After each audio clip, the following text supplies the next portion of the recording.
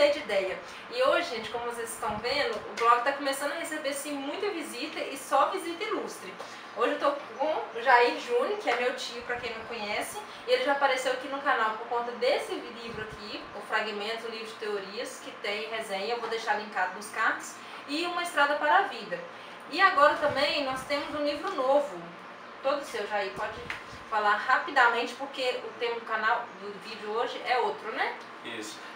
Esse aqui é o nosso livro infantil sobre trânsito. Ele é uma variação desse livro que foi lançado no ano passado. A gente fez 1000 unidades, levamos para as escolas públicas, é distribuído gratuitamente. E para o público na faixa etária do ensino fundamental de 6 aos 10, faltou alguma coisa. Então eu fiz uma parceria com a escritora Elisa Augusta, que é presidente da Academia de Letras de Teoflotone, e pegamos o personagem de um livro dela que chama Príncipe Bernardo e trouxemos o Bernardo para o livro do trânsito, para o mundo do trânsito, né?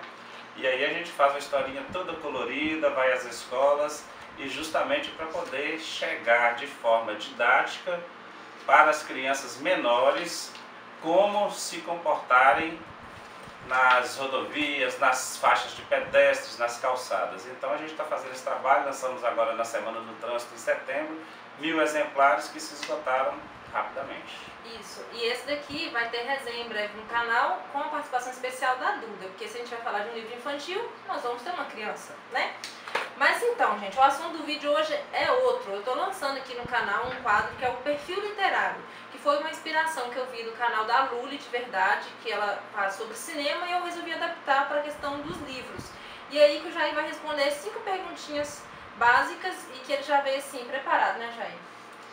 Vamos começar para a gente não render demais. Gente, o primeiro livro que eu quero saber que o Jair vai recomendar é o seguinte: um livro da sua infância, ou que te remete à infância de alguma forma. O que você me diz? Na verdade, assim,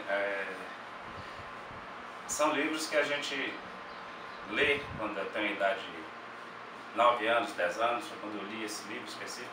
Então você não guarda tudo que está no livro. Não guardes? E esse, assim, ele foi interessante porque ele tem uma historiazinha. O livro é O Menino do Dedo Verde, né, do Maurice Blum, autor francês, de 1957, e foi um trabalho escolar.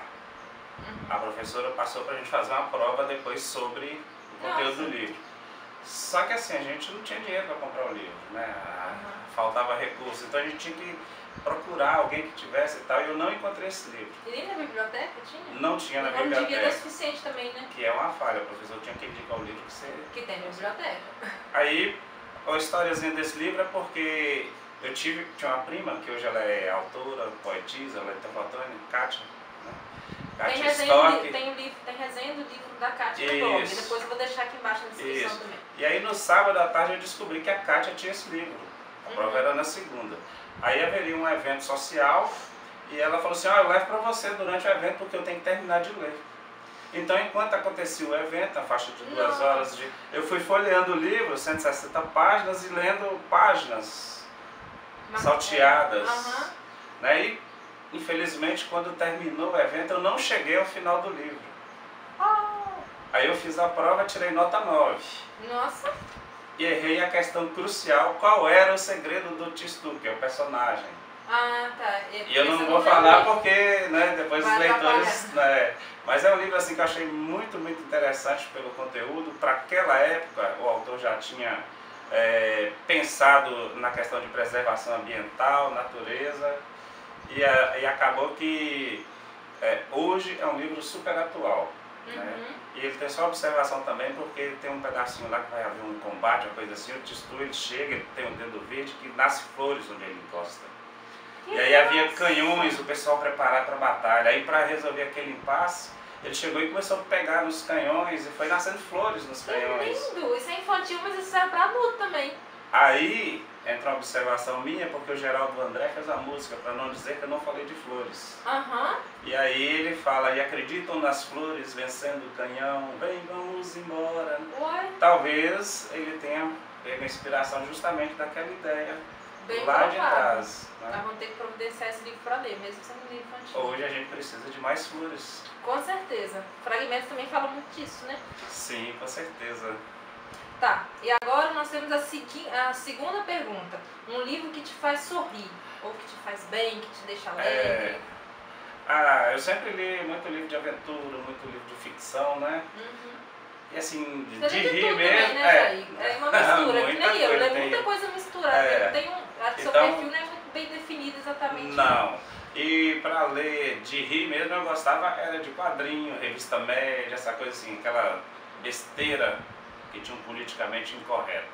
Mas aí, ano passado, eu li Incidente em Antares, de Érico Veríssimo. É um livro que foi escrito em 1971, já foi peça de televisão, né? E ele é um livro interessantíssimo, não é porque tem que rir, é uma situação mórbida, mas é um livro divertido porque ele traz uma visão de uma sociedade que é toda perfeitinha. E aí os personagens falecem e não são enterrados, porque tem uma greve de coveiros. Nossa. E aí os defuntos se levantam e falam, nós temos que dar um jeito para a gente ser enterrado. E eles voltam para a cidade para fazer um protesto. E aí os defuntos lá naquele negócio começam a revelar os segredos dos habitantes da cidade, as pessoas moralistas, as pessoas autoridades, entendeu? E aí a cidade vira um pandemônio.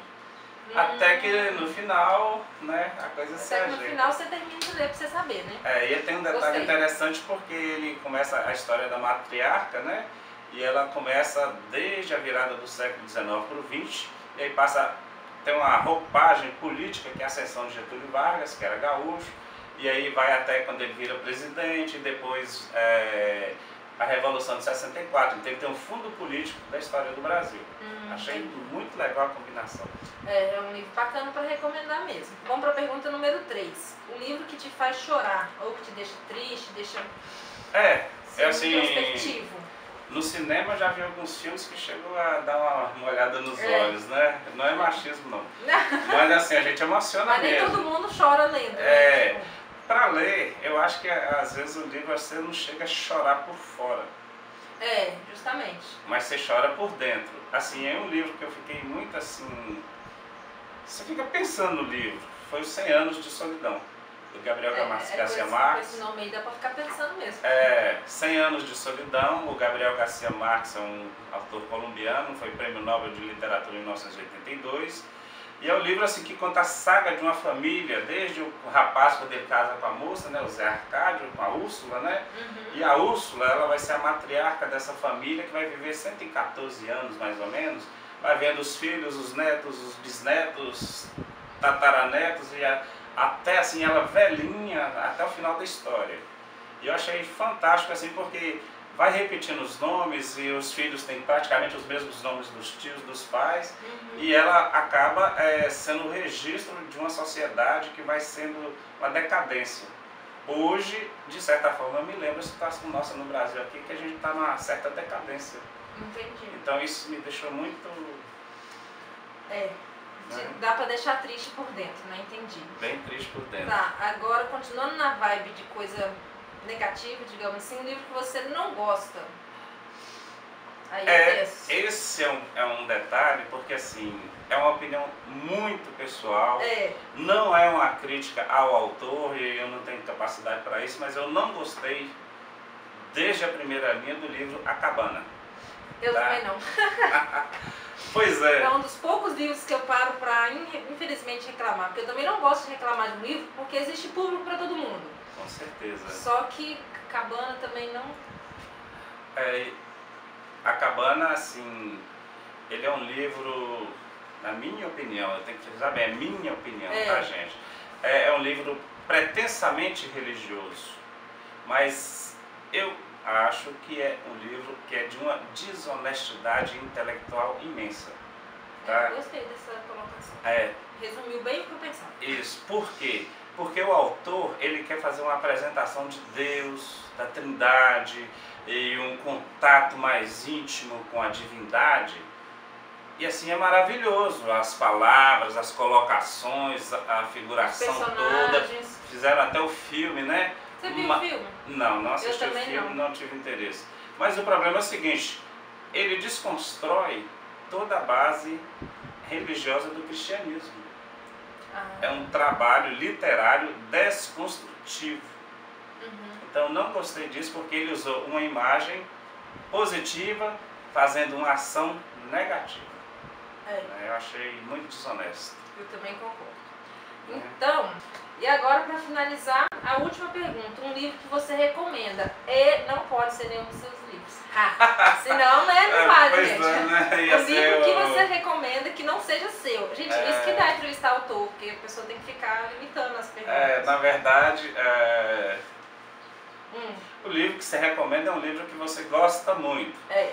Mas para recomendar, além de gostar muito, você tem que ter um conteúdo que talvez alguém se sinta bem com aquela mensagem. Livros são mensagens. Sim. Eu recomendo um livro que chama-se O Homem Eterno. Você já falou disso? É um livro do Chesterton, um jornalista, autor, dramaturgo inglês, G.K. Chesterton, né?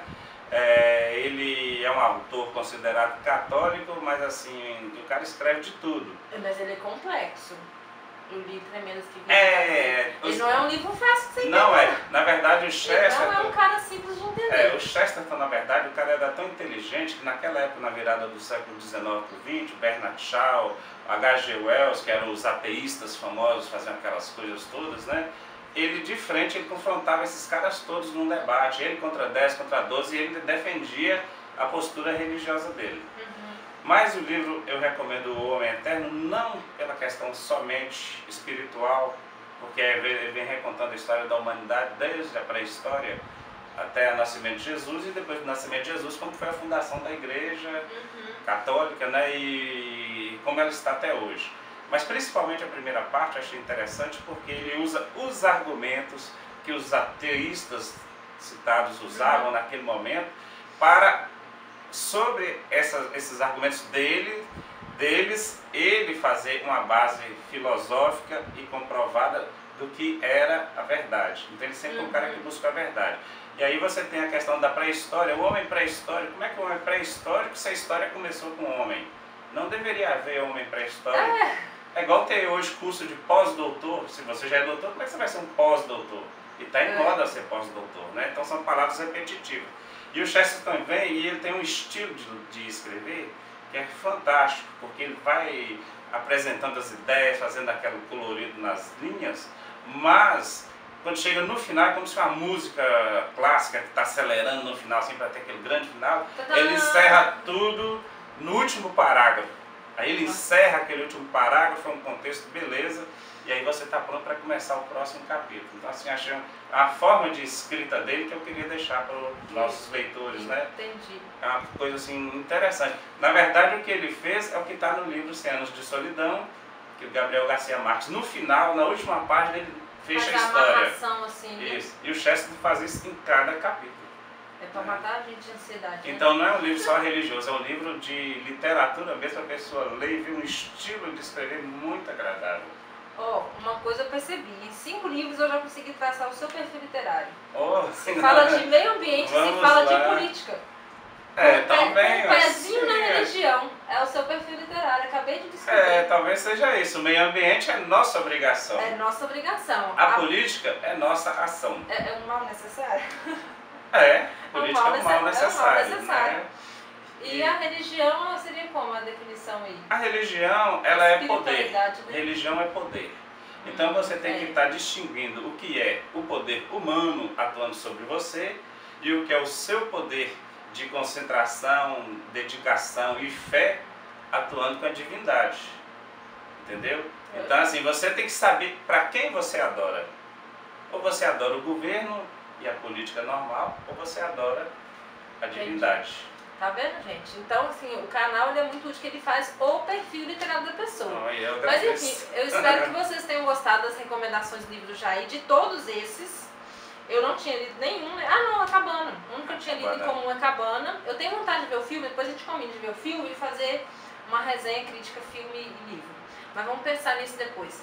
E aí, eu vou deixar a lista aqui na descrição. Se você gostou de algum desses livros, se você conhece, não conhece, deixa um comentário aqui, vamos conversar sobre isso. Se você, conhecendo agora o perfil do Jair, tiver algum livro para recomendar para ele, deixa aqui também que ele vai acompanhar os comentários, né? Vai que chega uma pérola para você que você não conhecia com base no seu perfil. Não, e essas pérolas existem. A gente aqui não sabe onde elas estão. Por isso que a gente tem que ter esse espaço aqui do blog Mudei de Ideia, para poder descobrir pérolas que a gente não sabe onde elas estão escondidas. Pois é. Então é isso, gente. Não se esqueça de se inscrever aqui no canal, deixe seu like, como a Duda gosta que eu falo, né? Deixa seu like. E até o próximo vídeo. Tchau!